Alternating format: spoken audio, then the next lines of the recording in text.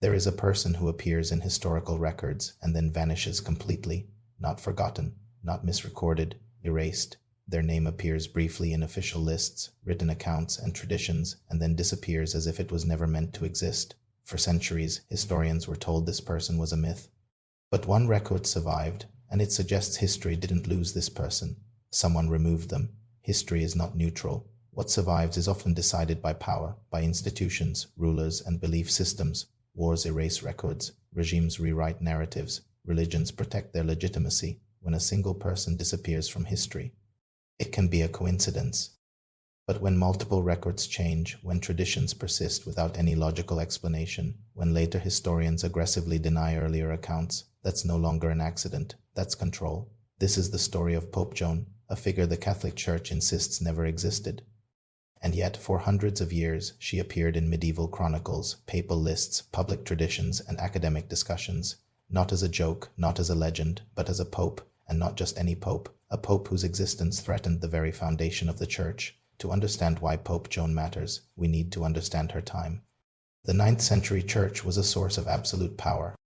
Education was restricted, authority was exclusively male, theology defined law. A woman becoming pope wouldn't just be embarrassing, it would be catastrophic. It would undermine divine authority, gender doctrine, and institutional legitimacy, which raises an important question. If such a thing happened, would it be recorded or erased? According to medieval sources, Joan was unusually intelligent.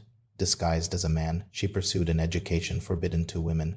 She rose steadily through the church hierarchy, not just by deception, but by brilliance. Eventually, she was elected pope. There was no resistance, no recorded controversy, which suggests something disturbing. She was accepted until the truth was revealed. The most consistent detail across all the accounts is this. During a public procession in Rome, Joan collapsed. Her secret was exposed. What followed was not documented in detail, and that silence is critical, because after this moment, records shift, names disappear, and official church history quietly rewrites itself. Later Vatican. Lists of popes omit her entirely. Earlier references vanish. Centuries later, historians are told she was a myth, but myths don't require systematic correction. Myths don't force institutions to alter records, avoid specific locations, and introduce new rituals. And yet, that's exactly what happened. Despite official denial, evidence survived outside of Vatican. Control. Chronicles written in Germany, France, and England. Accounts that had no reason to fabricate the story, and traditions that make no sense otherwise, including one of the strangest rituals in church history, the physical verification of a new pope's gender. Ask yourself this. Why create such a ritual unless something had gone terribly wrong before? Skeptics argue Pope Joan was satire, but satire doesn't appear consistently across centuries. Others claim she was folklore, but folklore doesn't change institutional behavior. The church insists the story damages credibility, and that may be the point, because erasing her protects the narrative. Remember, history isn't about what happened, it's about what survived. If Pope Joan existed, history was rewritten, and if she didn't, then history behaved as if she did.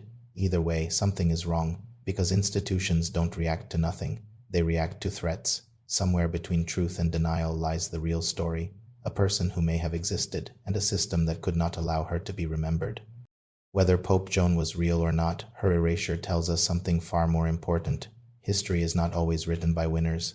Sometimes it's written by survivors. If you enjoy historical mysteries that don't give easy answers, subscribe. There are many more stories like this, and many were never meant to be found.